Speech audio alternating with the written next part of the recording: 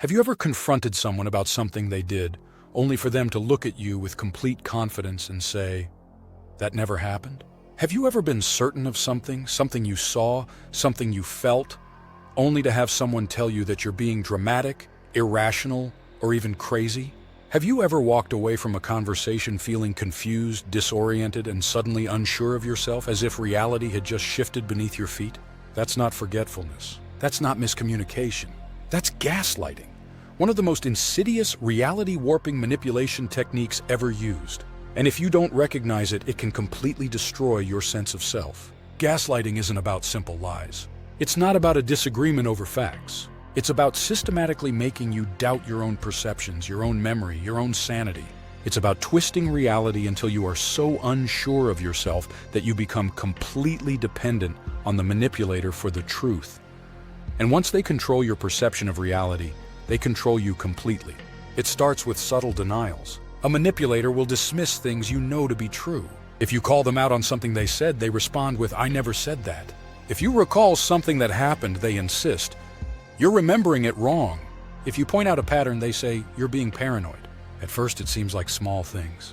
A minor disagreement over details. A casual contradiction. But over time, it escalates. They start rewriting events. They tell you things happen differently than you remember. They say you misunderstood, that you're overreacting, that you always do this. They tell you that you're too sensitive, too emotional, too unstable to trust your own mind. And then the real shift happens. You start to believe them. You start second-guessing yourself. Maybe you are being dramatic. Maybe you did misunderstand. Maybe you are remembering it wrong. You begin apologizing for things that weren't your fault. You stop bringing up your concerns because you don't trust your own perspective anymore. You become afraid to trust your own mind. And that's exactly what they wanted. Because once you doubt yourself, once you lose confidence in your own ability to tell what's real, you become completely dependent on them to define reality for you. And when someone else controls your reality, they control everything. Gaslighting is used in relationships to make one partner doubt their own worth, their own memories, their own emotions. A manipulative partner might say, "I never said that, you're imagining things," when confronted about a lie. Or, "You're just too emotional, you always blow things out of proportion when their behavior is questioned." Over time, the victim loses trust in their own emotions, believing they are irrational, unstable, or even crazy. It's used in families where controlling parents gaslight their children into submission. If a child calls out unfair treatment, they hear, "You're just being dramatic. You always make things worse than they are." If they recall a painful event, they're told, "That's not what happened, you're exaggerating." If they express anger, they are labeled as difficult, unstable, or even mentally ill. The goal is to keep the child doubting their own reality so they never question their family's authority. It's used in the workplace, where toxic bosses gaslight employees into silence. If a worker points out unfair treatment, they are told, "You're just imagining things." If they confront a boss about a broken promise, they hear, "I never said that." If they push back against toxic policies, they are accused of being too negative, too sensitive, too difficult. Over time, the employee stops trusting their instincts. They stop speaking up. They become compliant, obedient, trapped. It's used in politics and the media where leaders gaslight entire populations. If people protest injustice, they are told, "There is no problem, you're being manipulated." If citizens notice corruption, they hear, "That's just a conspiracy theory." If the public questions an official narrative, they are labeled as unstable, unreliable, delusional. The goal? To make the people question their own ability to recognize truth. So they rely entirely on the official version of reality. And it's terrifyingly effective, because gaslighting doesn't just control what you think, it controls how you think. It rewires your mind, making you doubt yourself before you even speak. You hesitate before expressing your feelings because what if I'm just being irrational? You apologize for things you shouldn't because what if I really did do something wrong? You stop trusting your instincts, your emotions, your own memories. And the longer it goes on, the harder it is to escape.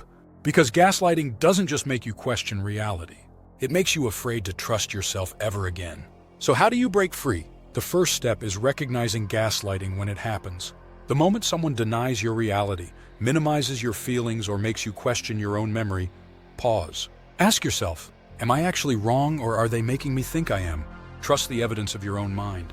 If something feels off, if something doesn't add up, if someone is constantly making you doubt yourself, that is a sign of gaslighting.